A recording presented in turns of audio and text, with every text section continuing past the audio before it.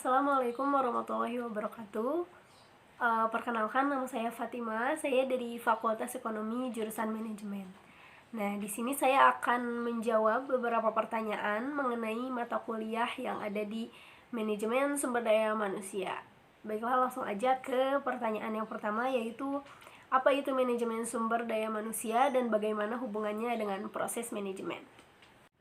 Jadi manajemen sumber daya manusia adalah suatu ilmu atau cara bagaimana mengatur hubungan dan peranan sumber daya tenaga kerja yang dimiliki oleh individu secara efisien dan efektif, serta dapat digunakan secara maksimal sehingga tercapai tujuan atau goal bersama perusahaan, karyawan, dan masyarakat menjadi maksimal. Hubungan antara manajemen sumber daya manusia dengan proses manajemen yang pertama itu ada perencanaan, yaitu menentukan sasaran dan standar-standar, membuat aturan dan prosedur, menyusun rencana-rencana dan melakukan peramalan.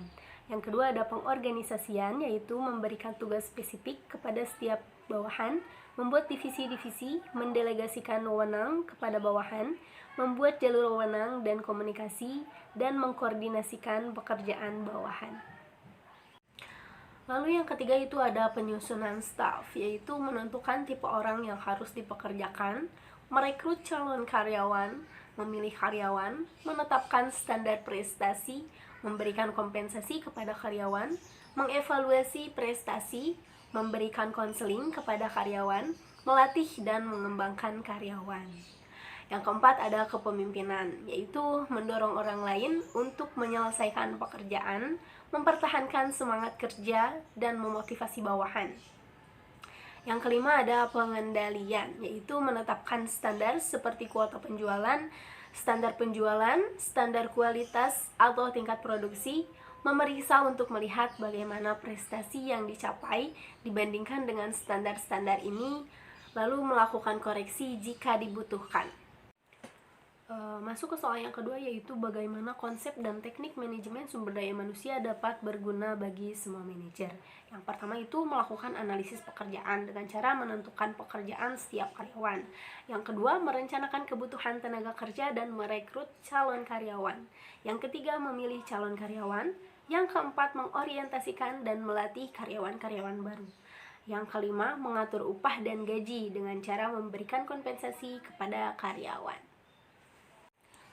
Untuk pertanyaan yang ketiga, yaitu bagaimana melakukan sebuah analisis pekerjaan. Yang pertama ada persiapan awal. Ada dua hal yang harus dipersiapkan dalam mengidentifikasi pekerjaan serta penyusunan daftar pertanyaan. Proses identifikasi pekerjaan tergantung besar kecilnya perusahaan. Dalam perusahaan kecil, proses identifikasinya lebih sederhana dibanding dengan perusahaan yang besar. Karena dalam perusahaan besar, identifikasi pekerjaan bisa disusun atas dasar label organisasi, catatan pembayaran gaji, penyedia, serta lain sebagainya. Tahap selanjutnya ialah memutuskan tentang informasi yang didapat agar memberikan hasil yang berguna. Untuk itu perlu disusun daftar pertanyaan yang isinya mencakup status dan identifikasi pekerjaan, fungsi, tugas, manfaat, serta tahapannya. Baik, yang kedua itu ada pengumpulan data. Sebagai tindak lanjut dari analisis jabatan pekerjaan, ada 5 teknik cara pengumpulan data, yakni dengan observasi, yaitu pengamatan langsung terhadap subjek yang akan diamati selama melaksanakan tugas. Kelemahan yang terdapat yakni memakan biaya yang sangat banyak, lambat, dan kurang akurat. Adapun kebaikannya yaitu memungkinkan analisis memperoleh informasi dari tangan pertama, memungkinkan analisis untuk mengenal kondisi kerja, keterampilan, serta peralatan yang akan digunakan.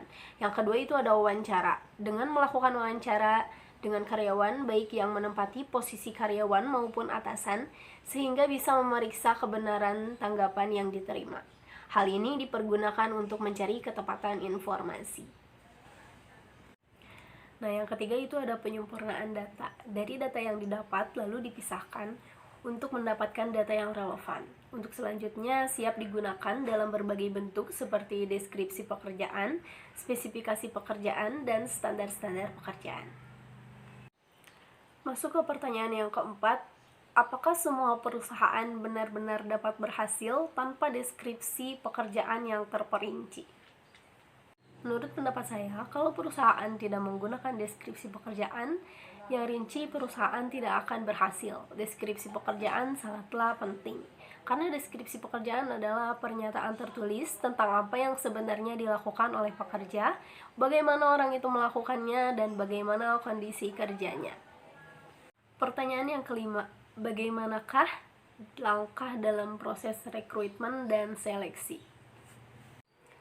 Langkah dalam proses rekrutmen dan seleksi. Yang pertama itu mengidentifikasi jabatan yang kosong dan berapa jumlah tenaga yang diperlukan. Proses rekrutmen dimulai saat adanya bidang pekerjaan baru di perusahaan. Karyawan dipindahkan atau dipromosikan ke posisi lain. Mengajukan permintaan pengunduran diri, adanya PHK atau karena pensiun yang direncanakan. Dengan melihat dinamika dari beberapa hal tersebut dan mencocokkannya dengan perencanaan sumber daya manusia yang sudah tersusun jika ada, maka akan diketahui jabatan apa saja yang sedang kosong dan berapa jumlah tenaga kerja yang dibutuhkan untuk mengisi jabatan tersebut. Yang kedua, mencari informasi jabatan melalui analisa jabatan untuk memperoleh uraian jabatan atau job description dan spesifikasi jabatan atau job specification. Sebagai landasan dalam membuat persyaratan jabatan harus dibuat secara hati-hati dan sejelas mungkin agar dalam penerapannya nanti tidak ditemui kekaburan-kekaburan yang mengganggu proses selanjutnya. Langkah yang ketiga, jika persyaratan jabatan telah tersusun, maka langkah berikutnya adalah menentukan di mana kandidat yang tepat harus dicari. Dua alternatif untuk mencari kandidat yakni dari dalam perusahaan atau dari luar perusahaan. Jika diambil dari dalam, apabila kebutuhan staf untuk masa yang akan datang telah direncanakan, maka perlu juga diketahui siapa kira-kira karyawan yang ada pada saat ini yang dapat dipindahkan atau dipromosikan. Jika kandidat harus dicari dari luar perusahaan, maka perlu dipertimbangkan dengan cermat metode rekrutmen yang tepat untuk mendapatkan kandidat tersebut. Langkah keempat, memilih metode-metode rekrutmen dengan paling tepat untuk jabatan. Ada banyak metode rekrutmen yang dapat dipilih oleh perusahaan dalam melakukan rekrutmen seperti iklan, employed, referrals, walk-ins, dan write-ins. Depnaker Trans, perusahaan pencari tenaga kerja, lembaga pendidikan, organisasi buruh, dan lain sebagainya. Perusahaan juga dapat memilih lebih dari satu metode tergantung situasi dan kondisi yang terjadi saat itu. Yang kelima, memanggil kandidat-kandidat yang dianggap memenuhi persyaratan jabatan, mengumpulkan berkas-berkas lamaran mereka, dan meminta mereka mengisi formulir lamaran pekerjaan yang telah disediakan untuk selanjutnya diproses dalam tahap seleksi. Langkah keenam yaitu menyaring atau menyeleksi kandidat. Prosedur seleksi perlu dilakukan jika 1. Pelaksanaan tugas pada jabatan yang akan diisi memerlukan ciri-ciri fisik dan psikis tertentu yang tidak dimiliki oleh setiap orang. Yang kedua, ada lebih banyak kandidat yang tersedia dibandingkan jumlah jabatan yang akan diisi. Ada banyak teknik atau metode seleksi yang dapat digunakan oleh perusahaan. Hal terpenting untuk diperhatikan adalah bahwa masing-masing teknik seleksi mengukur karakteristik tertentu sehingga akan memberi informasi yang berbeda-beda mengenai kandidat. Yang ketujuh yaitu membuat penawaran kerja. Setelah proses seleksi dianggap cukup dan petugas rekrutmen sudah dapat menentukan kandidat terbaik untuk jabatan tertentu, maka selanjutnya perlu dipersiapkan penawaran kerja. Termasuk di sini adalah mempersiapkan perjanjian kerja, memperkenalkan secara lebih dalam tentang peraturan dan kondisi kerja di perusahaan, dan memastikan kapan kandidat akan mulai bekerja. Hal terpenting dalam tahap ini adalah petugas rekrutmen harus menyiapkan kandidat cadangan untuk berjaga-jaga kalau kandidat pertama menolak tawaran kerja atau terjadi hal-hal yang tak terduga. Langkah terakhir yaitu mulai bekerja. Proses rekrutmen tidak berhenti begitu saja setelah kandidat menerima penawaran kerja. Pada saat sudah menjadi pegawai, maka yang bersangkutan masih perlu dibantu agar ia dapat bekerja secara optimal dan bertahan untuk waktu yang lama. Pegawai yang bersangkutan harus dimonitor dan dinilai kinerjanya secara teratur, serta diberikan pelatihan dan pengembangan. Pada tahap ini, petugas rekrutmen perlu mengkaji ulang cara-cara yang dipakai dalam merekrut dan menyeleksi pegawai. Hal ini sangat penting demi mencegah masalah-masalah yang timbul setelah pegawai diterima bekerja. Pertanyaan yang keenam, jenis pekerjaan apakah yang paling tepat untuk wawancara tidak terstruktur? Menurut saya, jenis pekerjaan yang menggunakan wawancara tidak terstruktur yaitu seperti waiters, cleaning service, atau sales marketing. Karena wawancara tidak terstruktur ini lebih mengejar poin-poin yang ingin diketahui oleh sang manajer. Wawancara tidak terstruktur juga digunakan oleh perusahaan untuk menyaring tenaga kerja yang tidak memiliki jabatan dengan posisi yang penting dalam perusahaan dan tanggung jawab yang besar seperti jabatan untuk manajer. Wawancara tidak terstruktur memiliki arah pembicaraan dengan jelas, dan wawancara jenis ini adalah pembicaraan akan berlangsung dalam suasana yang bebas dan santai. Namun wawancara tidak terstruktur ini memiliki kelemahan, yaitu pembicaraan akan menjadi tidak karuan atau tidak fokus, sehingga mudah menyimpang ke arah yang lain. Sedangkan wawancara berstruktur biasanya digunakan oleh perusahaan untuk menyaring karyawan yang memiliki keterampilan dan kualifikasi yang diinginkan oleh perusahaan untuk menempati posisi yang penting dalam perusahaan tersebut dengan tanggung jawab yang berat.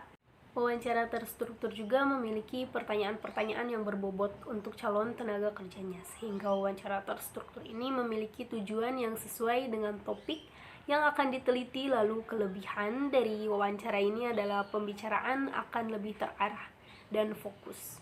Ada juga kelemahannya, yaitu pertanyaan yang telah disiapkan membuat sesi wawancara ini terasa formal, yang calon tenaga kerja mungkin akan dapat tidak berterus terang dalam menjawab pertanyaannya karena ingin terlihat perfect. Kompensasi harus sejalan dengan strategi bisnis perusahaan agar tujuan perusahaan tercapai. Jika tidak, maka tujuan perusahaan tidak dapat tercapai sebagaimana mestinya.